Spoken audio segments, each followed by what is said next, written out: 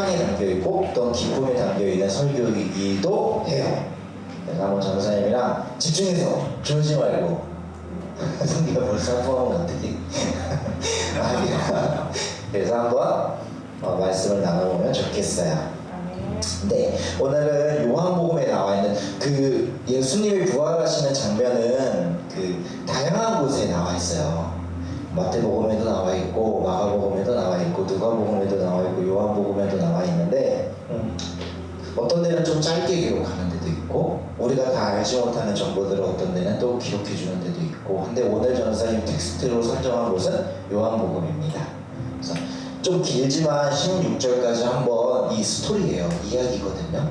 이 이야기가 어떻게 되는지 여러분이 다 알고 있어도 한번 집중해서 읽어보도록 할게요. 이렇게 안식일 첫날에 새벽에 갔더니 예수님의 무덤에 돌이 굴려져 있었고 그 안에는 예수님이 계시지 않았습니다. 그리고 장사하면서 죽은 사람을 감쌌던 것들은 거기에 다 켜져 있었고요. 이런 상황입니다. 도대체 그 마가복음, 마태복음, 누가복음, 요한복음이라는 성경이 있는데 왜 조금씩 다르게 이런 예수님의 부활한 사건을 자세하게 이렇게 기록해 놨을까라는 거예요. 우리는 오늘 그 의도를 파악해 볼 거예요. 그 의도를 파악하면 조금 더 예수님의 부활이 여러분에게 다가오지 않을까 저는 설교를 준비하면서 생각을 해봤어요. 그래서 한번 이야기를 시작해 볼게요. 자, 부활이 먼저부터 정의를 한번 해보죠. 부활은 믿어지진 않지만 새로운 세상이 시작됐다는 말이에요. 네. 그러니까 우리는 똑같이 생활을 하고 있는데 이 예수님의 부활이 이 세상에 새로운 세상을 시작했다는 거예요. 그리고 예수님의 부활은 그 새로운 세상을 받아들이고 하나님 예수님을 따르는 사람들이 예수님의 방법대로 새로운 방법으로 이 세상을 살아가는 거예요. 이게 부활의 정의입니다. 그래서 우리는 부활의 신앙으로 살아가야 된다는 말을 계속해서 여러분들이 더 크면 들을 거예요. 그 말은 이런 거예요. 눈에 보이진 않지만 새로운 세상이 시작됐어요. 그 새로운 세상엔 살아가는 방식이 있는데 그 방식대로 살아가야 되는 겁니다. 네. 그래서 요거에 대해서 한번 보죠. 자, 여러분 죽은 사람이 다시 살아난다는 것을 어떻게 생각하세요? 성규야 어떻게 생각하니? 모르면 대답 안 해야 돼. 어떻게 생각해요? 가능할까? 의학적으로 불가능하죠. 자, 과학적으로 이 세상을 이해하려는 사람들이 있습니다. 그 사람들은 이걸 뭐라고 하냐면 말도 안 되는 일이라고 얘기를 해요. 근데 그 반대로 과학도 중요하지만 이 세상을 과학의 눈으로만 이해할 수 없어. 그래서 신앙의 눈으로 세상을 이해해야 된다고 생각하는 사람도 분명히 있습니다. 우리 같은 사람들이죠. 자, 한 가지 질문에 두 가지의 대답을 보았어요. 물론 더 다양한 대답을 우리가 들을 수 있겠지만 전도사님이 좁혀서 얘기를 해본 거예요. 단순화시켜봤습니다. 말하고 싶은 건 뭐냐면 현재 우리가 사는 세상의 대부분 사람들이 나도 모르게 과학이라고 하는 눈으로 이 세상을 이해합니다. 한번 예를 한번 들어볼게요. 자, 어저께 전도사님이 교회에 몇 시가 왔냐면 도착하니까 집에서 한 9시 좀 넘어서 출발했더니 10시 반쯤에 교회에 도착을 했습니다. 그래서 전도사님이 또 빠르잖아요. 막 주보도 하고 막 저희 가서 PPT 막 저기 앞에 그거 부활절 현수막도 막 달고 막 1시간 만에 다 했어요. 그리고 밥을 먹으러 나가려고 하는데 갑자기 12시 좀 넘으니까 소나기가 내렸습니다. 보신 분 있으세요? 소나기 온 거? 그죠? 팍 쏟아졌습니다. 자, 이 사건을 전도사님이 두 문장으로 표현해 볼게요. 첫 번째 문장입니다. 잘 들어봐야 돼, 성규야. 물어볼 거야. 전도사님은 어제 소나기가 내린 걸 믿습니다. 자, 두 번째입니다. 어제 소나기가 내린 걸 알고 있습니다. 뭐가 다르죠? 이 두 문장에서?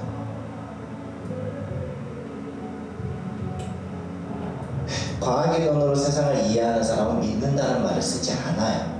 왜요? 사실이니까. 객관적으로 날씨를 보고 일기예보를 보고 그것을 본 사람들이 증거가 있으니까 충분히 객관적이고 과학적으로 증명할 수가 있습니다. 그래서 우리는 전도사님도 그렇고 목자님들도 그렇고 여러분도 그렇고 어저께 비가 온 것을 믿는다고 하지 않아요. 뭐라고요? 어저께 비가 내렸어. 나는 그 비가 내린 걸 알고 있어 라고 이야기를 합니다. 이건 나도 모르게 과학의 눈으로 세상을 이해하고 있다는 증거예요. 이렇게 우리 자연스럽게 습득한 이 시대를 이해하는 눈, 우리는 과학의 눈으로 이 세상을 이해합니다. 여러분이 모르지만 여러분이 막 과학 문제를 잘 푼다고 해서 과학의 눈으로 세상을 이해하는 게 아니에요. 그냥 우리가 살아가는 세상은 객관적이고 논리적으로 가능한 것을 믿게 세팅되어져 있다는 거예요. 이 진짜 중요한 내용이에요. 그러면 예수님이 부활하 죽었던 사람이 다시 살아나서 다시 살다가 죽었다는 게 아닙니다. 부활은 죽었던 사람이 다시 살아나서 죽지 않고 영원히 사는 걸 부활이라고 합니다. 아시겠죠? 그것은 일어나지 않는 것처럼 느껴진다는 거예요.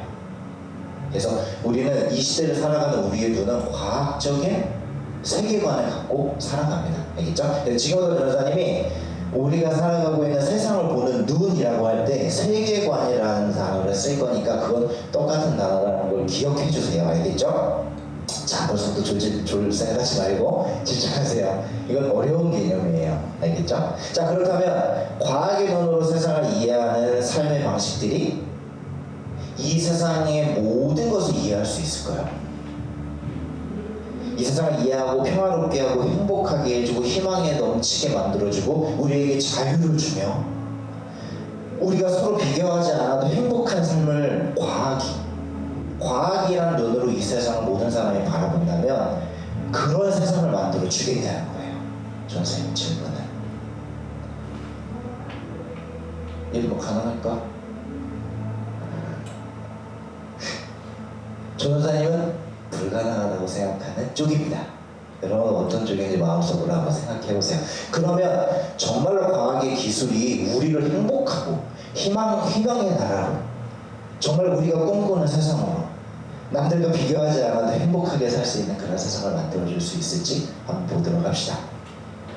좀 미안해요. 오늘은 전사님이 어떤 공식을 하나 가져왔어요. 예림이가 하도 이렇게 열심히 공부하고 있길래 전사님도 수학 공식은 아니지만 과학 공식을 한번 가져와 봤습니다. 자, 과학자 중에서 천재라고 부르는 사람이 한 명 있습니다. 누구일까요? 아인슈타인. 맞아요. 맞췄어요. 서울예대 여기 있고 맞췄습니다. 아인슈타인이 27살 때 마지막으로 쓴 논문이 있는데 그때 나왔던 방정식이에요. 여러분 뭔지 아는 분? 성경 얘기하지 마도 나니까. 우리 장재현 기사님 아시는 거 벌써 나왔어. 방정식인데 뭐냐면 봅시다. 얘는 알걸? 이겁니다. 2는 MC 제곱입니다. 2는 뭐죠? 얘는 알겠어 얘기하지 마 아니까. 성경? 2는 에너지입니다. 전사님 어렵게 안 하잖아요. 또 써왔지. 2는 뭐예요? 에너지예요.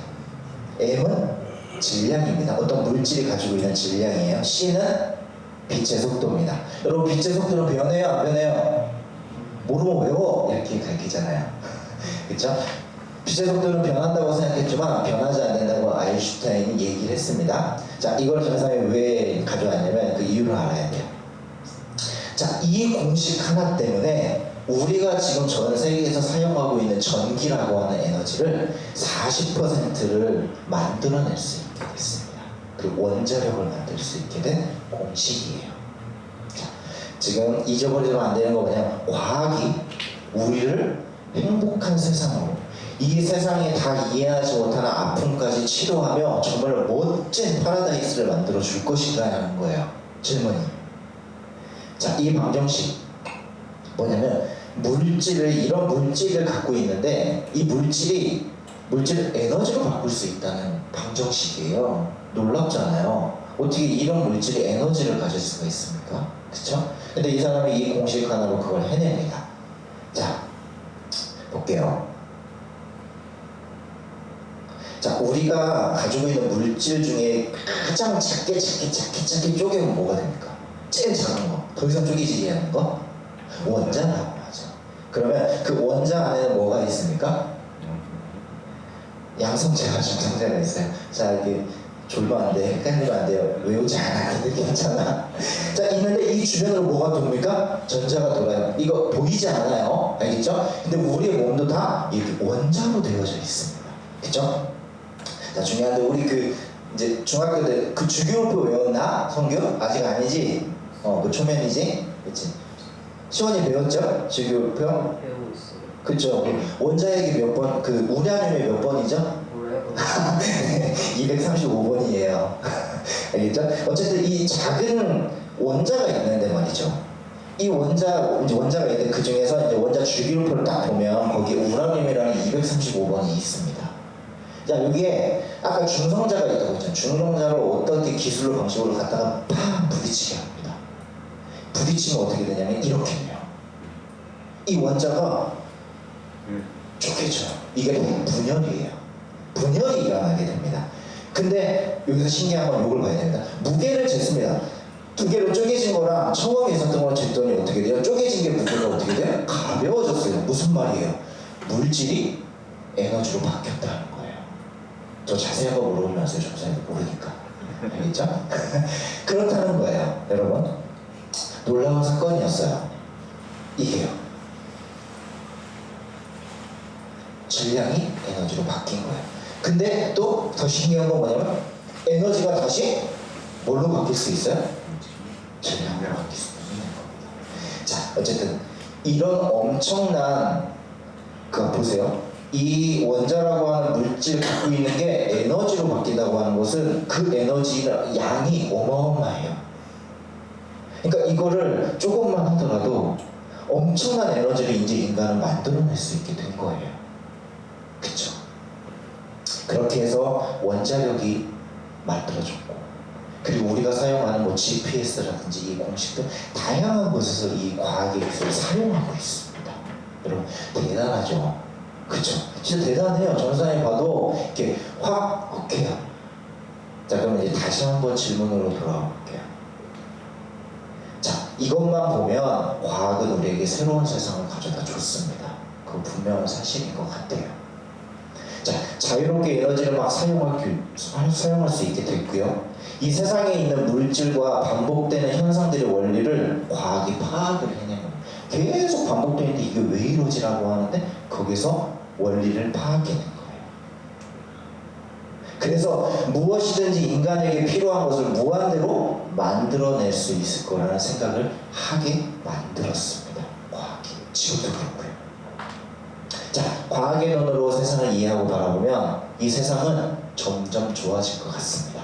전도사님도 그렇게 보여요. 하지만 과학의 눈으로, 과학의 세계관으로 이해하지 못했던 것이 있었어요. 그 좋기만 했던 과학을 이용해서 국가의 권력을 가진 사람들이, 힘을 갖고 있는 사람들이 자신의 욕망을 채우기 위해서 이 좋은 과학을 이용을 하게 됩니다. 이런 사람이 나타날 줄은 몰랐던 거야. 과학은 계속해서 우리가 뭔가를 발전시키고 뭔가를 발견해내면, 하나님이 주신 이 세상에서 어떤 원리를 발견을 해내면 그걸로 인간이 편하게 정말로 행복하게 살 수 있을 거라는 꿈을 가졌는데 못된 인간이 나올 줄 몰랐던 거예요. 어떻게 알아? 내일 다시 히틀러가 나올지 모르는 겁니다. 과학은 그걸 생각하지 못했어요. 바로 인간의 본성이 악하다는 걸 이해하지 못했다는 거예요.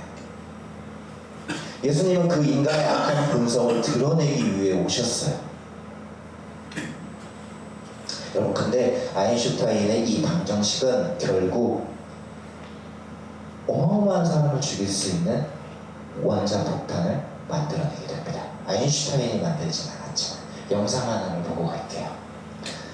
여러분, 우리가 그렇게 이 세상을 좋게 만들 거라고 생각했던 그 과학은 결국 정말로 악한 인간이 나타날 거라고 하는 변수를 예상하지 못해버렸어요. 그리고 원자폭탄을 만들었습니다.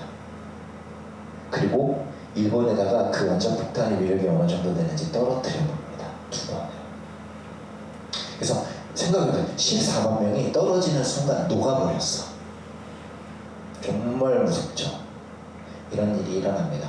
그리고 그거는 순식간에 죽은 사람들이고 그 위에 많은 사람들이 죽고 다치고 평생을 고통스럽게 살게 되어졌습니다. 자, 일본은 나쁜 나라다 이렇게 생각하지 마시고 그 과학의 힘만 하면 되잖아요. 자, 전에 몇 년 전인가 되게 재밌는 토론 장면 하나 본 적이 있었어요. 여러분, 우리 몇 년 전에 되게 유행했던 비트코인, 그쵸? 비트코인이 있었습니다. 근데 그때 그 비트코인에 대해서 전사님 지금도 뭐 정확하게 잘 기술에 대해서 알지는 못하지만, 근데 토론하는 장면을 한번 본 적이 기억이 나요.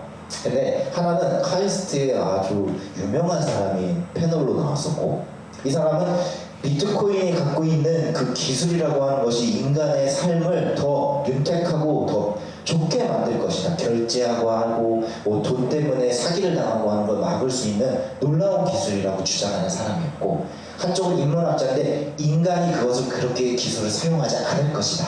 그래서 이거는 화폐의 가치가 없을 것이다 라고 얘기를 하는 사람들이 패널이 나와서 토론을 했습니다.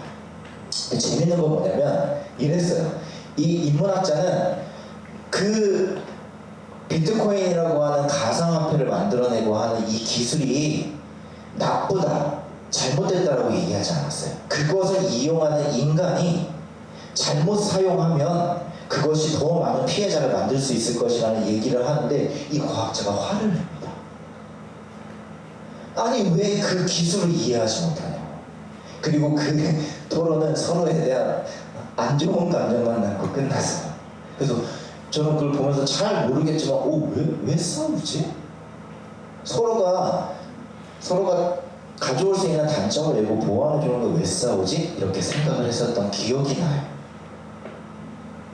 근데 진짜 그 이후에 비트코인은 정말 좋은 기술인 것 같기는 해요. 근데 그 이후에 많은 젊은 사람들이 엄청난 돈을 쉽게 벌기 위해서 자기의 모든 돈을 갖다가 쏟아붓는 욕망의 게임장이 되고 말았어요. 그건 사실이 되었어요. 그리고 비트코인을 채굴하기 위해서, 그 코인을 채굴하기 위해서 어마어마한 에너지를 썼죠. 원자력을 어마어마한 걸 쓰게 됐죠. 자, 지금까지의 설명은 길게 전사님이 설명을 했는데, 자, 과학의 눈으로 바라본 세상, 그 새로운 삶의 방식이 가져온 장점과 약점을 이야기해 보았어요. 여러분, 과학의 눈으로 예수님이 죽으셨고 3일 만에 다시 살아나신 이야기를 믿는 것은 어쩌면 어리석은 것처럼 보일 수 있을 거예요. 어리석은 것처럼 보이진 않는다 하더라도 쉽게 믿어지지 않는 건 사실이에요. 하지만 과학의 눈으로 세상을 이해하고 바라보는 것은 우리의 인생을 이해하는 불안한 한 가지 방법에 불과합니다. 우리의 인생을, 이 세상을 정말로 아름다운 곳으로, 희망을 갖는 곳으로 만들기 위해서 가질 수 있는 그냥 단 한 가지 방법에 불과해요. 이거를 우리는 기억을 해야 돼요. 과학의 좋은 점 뒤에는 언제나 엄청난 사람을 죽이는 방식이 될 수 있어요. 과학은 누군가를 살릴 수도 있지만 누군가를 죽일 수 있는 위험성을 갖고 있다는 거예요. 그래서 제발 과학의 힘을 악용하는 나쁜 놈이 나오지 않게 해주세요. 과학이 그렇게 객관적이라고 하면서 이 부분에서만큼은 뭘 하냐면, 제발 그런 사람이 나오지 않게. 운명에 맡겨요, 과학이. 이거에 대해서는 무시합니다. 이게 바로 과학의 눈으로 바라본 우리의 세상이에요. 하나님은 이 문제를 해결해야만 했어요. 진짜로. 이 문제를 어떻게 해서든지 해결해야 됐어요. 과학을 무시한다거나 과학이 쓸모없다거나 이런 말을 하시는 게 아니라 그것을 뛰어넘는 무언가가 이 세상에 분명히 필요하다고 생각을 했다는 거예요.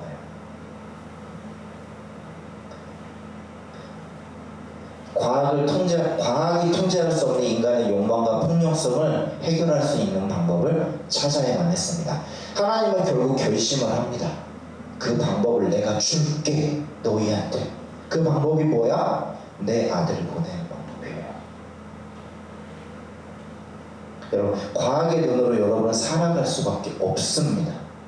근데 그것 때문에 점점 더 하나님이 주신 세상은 죽음으로 가고 누군가를 죽이고 누군가를 살리기도 하는 그런 인간의 폭력성을 보이고 있어요. 이것을 해결할 수 있는 해결법을 보내셨다. 그게 예수님이라는 거예요. 이렇게 결심을 하시고 그리고 그 프로젝트를 설마 했는데 구약에서부터 오래전부터 얘기해왔던 그 메시아 예수님을 이 땅에 보내게 됩니다. 그래 예수님의 부활을 통해서 새로운 세상이 열렸습니다. 자, 하나님의 계획은 뭐냐면 새로움이라는 거예요. 새로움. 여러분, 우리가 뭐 어떤 새로운 걸 만나거나 어떤 나에게 아주 좋은 새로운 환경을 만났을 때 우리가 어때요? 설레잖아요. 그렇죠? 하나님이 우리에게 주신 것은 새로움이에요. 뭐냐면 암울한 현실을 희망으로 바꿔내고 암울한 미래를 희망의 미래로 바꾸어내는 새로움이에요. 새로움. 예수님의 죽음과 부활로 열린 새로운 세상, 예수님의 죽음과 예수님의 부활로 열린 새로운 삶의 방식, 세상을 이해하는 새로운 눈을 주셨다는 겁니다. 우리한테. 그게 부활이라는 거예요. 과학의 눈으로만, 이 세상의 눈으로만 이 세상을 이해하고 더 행복한 것으로 만들려고 했던 사람들은 다 실패했어요, 여러분. 근데 그 실패를 극복해내기 위해 예수님을 보냈고 그 예수님의 부활은 야 너희가 세상을 이제는 이런 눈으로 봐야만 너희 가운데 희망이 있어. 하나님이 만드신 새로운 세상을 올바른 방법으로 살아갈 수 있다는 걸 예수님의 부활을 통해 보여주신 거예요. 그게 시작되는 시작점이에요. 그래서 우리는 기쁜 날이라고 하는 겁니다. 근데 왜 슬프냐면 우리가 살아가는 세상이 그렇게 보이지 않기 때문에 슬프기도 해요. 그래서 저는 기쁨과 슬픔이 뒤섞여 있는 날이다 라고 표현을 하고 싶은 거예요. 자, 근데 중요한 건 뭐냐면 새로운 세상이 열렸는데 문제는 뭐냐면 받아들일 사람이 없어. 이걸 이해하는 사람이 없는 거야. 예수님이 부활하셨을 때 제자들의 반응은 이랬습니다. 빈무덤을 보고 누가 우리 주님을 가져갔습니다. 어디에 두었는지 모르겠습니다. 새로운 세상이 왔어요. 이제 새로운 세상을 새로운 방식으로 새로운 눈으로 세상을 바라보고 살아야 됩니다. 이제 제자들은. 근데 이해하는 사람이 없으니 누가 이 세상을 살 거냐는 거예요. 방식으로, 하나님의 방식으로, 하나님의 눈으로 세상을 이해하고 세상을 누가 살아가냐는 거예요. 살아갈 사람이 없는 거예요. 아무도. 자, 막달라 마리아에게 예수님이 시신이 없다고 전해지는 누구예요? 베드로와 아까 요한. 달려갑니다. 그때 어떻게 해서 가서 시신이 없는 것을 발견합니다. 그리고 예수님이 살아나셨다는 것을 믿지 못하고 뭐라고 얘기해요? 아직도 그들은 예수께서 죽은 사람들 가운데서 반드시 살아나야 한다는 성경 말씀을 깨닫지 못해요. 이해하지 못해. 이 세상을 살아갈 사람이 아무도 없어. 이 기쁨을 누릴 사람이 없다. 그 뒤로 가면 오늘 읽지 않았지만 도마는 뭐라고 얘기해요? 이렇게 얘기해요. 나는 내 눈으로 그의 손에 있는 못자국을 보고 내 손가락을 그 못자국에 넣어보고 또 내 손을 그 옆구리에 넣어보지 않고선 믿지 못하겠어 라는 말을 해요. 제자들한테 예수님이 살아났다는 이야기 들었는데 아무도 없어. 여러분 뭐 도마나 믿음이 없다라고 하는 이런 설교들을 많이 하는데 그런 거 아니에요. 그냥 우리는 다 그래요. 이 세상을 알지도 못하고 그 세상을 멋지게 살아갈 수도 없어요. 왜? 이해를 못하니까. 하나님의 계획은 예수님과 가장 가까웠던 제자들에게도 이해할 수 없는 것이었어요. 믿을 수 없는 것이었다고요. 제자들도 믿을 수 없으니까 당연히 다른 사람들은 더 믿을 수 없었겠죠. 자, 이런 사람이 있었다고 생각을 해봅시다. 제자 중에 예수님을 너무 사랑한 나머지 예수님이 죽었다가 영원히 죽지 않은 몸으로 다시 살아나셨다는 걸 믿었다고 합시다. 누가 그 사람의 말을 또 믿어줄 거예요? 누가? 예수님이 직접 나타나셨는데도 믿지 않는데 누가 믿을 거냐고요? 이것도 큰 문제예요. 보통 사람은 아무도 믿어주지 않는 거면 내가 그게 확신이 있다고 해도 누구한테 얘기하지 않아. 나만 갖고 있지. 왜? 미친놈이니까. 이런 상황이에요. 이 말은 제자들에게도 그 이후에 예수님을 믿고 따르는 교회들에게도 이 부활은 믿기 어려운 얘기였다는 거예요. 믿기 어려운 얘기였다는 거예요. 근데 오늘 마태복음, 마가복음, 누가복음, 요한복음에 이렇게 기록한 예수님이 부활하셨다, 살아나셨다는 걸 스토리로 이야기했던 이유는 이것만큼 많은 사람들을 예수님이 살아났다는 걸 믿게 할 수 있는 방법이 이거밖에 없었던 것 같아요. 나중에 한번 설명을 해볼게요.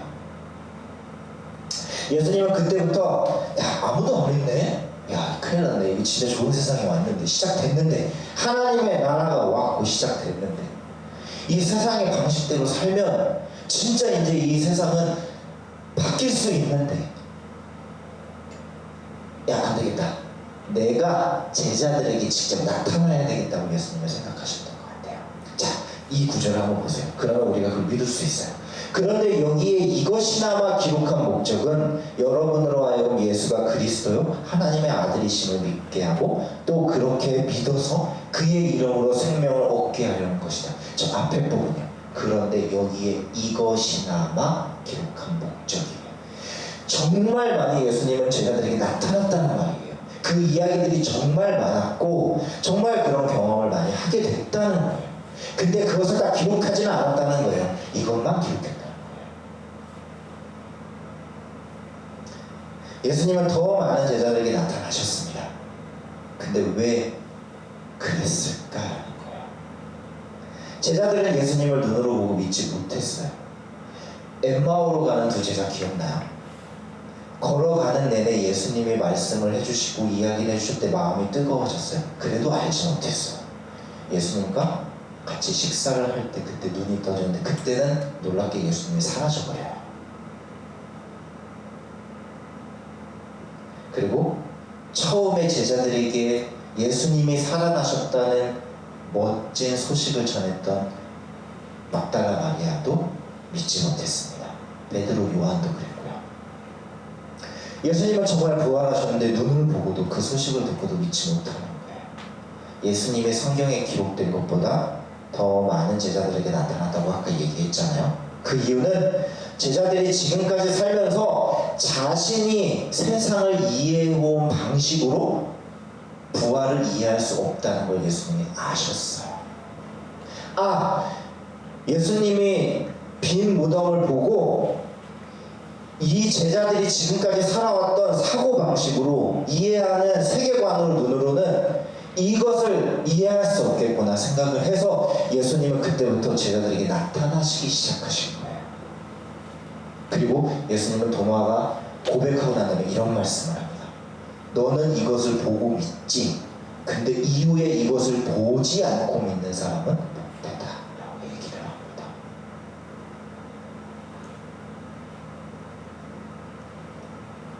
자, 이제 거의 설교가 마쳐져갑니다. 그렇게 제자들은 예수님의 부활을 통해 자신들이 지금까지 살아왔던 삶의 방식을 하나하나 버리기 시작을 합니다. 그리고 그때부터 예수님이 자신에게 나타났던 예수님의 모습, 예수님과 함께 걸으면서 들었던 예수님의 말씀, 그것들이 기억나기 시작을 했어요. 이야기가 들리기 시작을 했고, 놀라운 일이에요. 내가 살아가던 나의 삶의 방식대로 예수님을 바라보지 않게 되는 순간 예수님이 말씀하셨던 이야기, 예수님이 나타나셨던 그 부활, 이 모든 것을 다 이해하게 되었다는 거예요. 놀라운 일이 일어나게 됩니다. 그때부터 제자들은 새로운 세상을 살기 시작을 했어요. 어떤 세상? 예수님의 부활로 우리 가운데 찾아온 세상. 바로 이제 우리는 새로운 눈으로 이 세상을 살아가야 되는데 그 새로운 눈, 세계관이 뭐냐면 우리는 과학의 눈으로 세상을 봤잖아요. 이제는 어떤 눈으로 세상을 보냐면 사랑의 눈으로 세상을 봐야 한다는 거예요. 그 세상이 찾아왔습니다. 제자들은 이제 세상을 사랑의 눈으로, 예수님께 배운 그 사랑의 눈으로 이 세상을 보기 시작했어요. 그리고 자신의 삶의 방식은 온통 사랑에 의해서 이루어집니다. 부활은 그렇게 제자들의 인생을 바꿨고, 제자들의 인생은 그전과 같은 동네에 살고 있지만, 같은 학교에 다니지만, 늘 만나는 사람과 함께 지내지만, 늘 어려움과 고통이 있지만, 내 뜻대로 되지 않지만 그들의 삶은 변하기 시작했어요. 그전과 그들의 삶은 달라지기 시작했습니다. 전혀 다른 사람이 되었어요.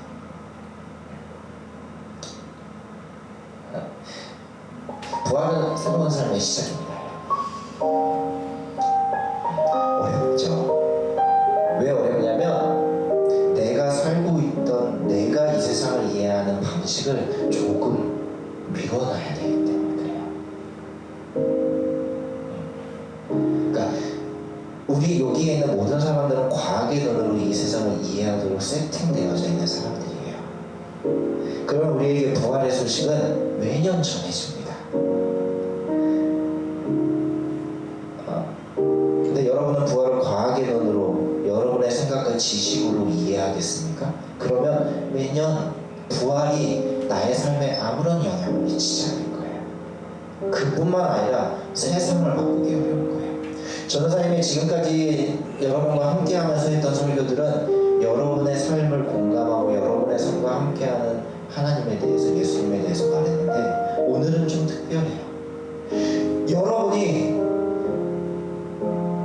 이 세상에 이제는 제자로서 살아가야 돼요. 새로운 세상을 살아가야 돼요. 새로운 마음으로, 사랑의 방식으로.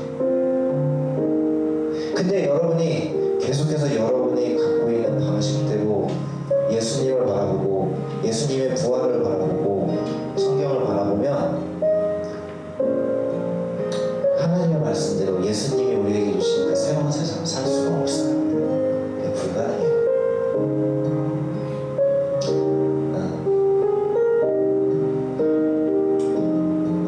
여러분, 과학은 우리의 삶의 두려움, 아픔, 불행, 인간의 욕망, 탐욕, 시기, 질투, 욕심, 폭력을 절대 통제하지 못할 거예요. 그리고 우리를 죽음으로 가져가요. 그때 우리가 필요한 거예요. 하나님의 제자가, 예수님의 제자인 우리가 이 세상에 사랑을 전해줘야 합니다.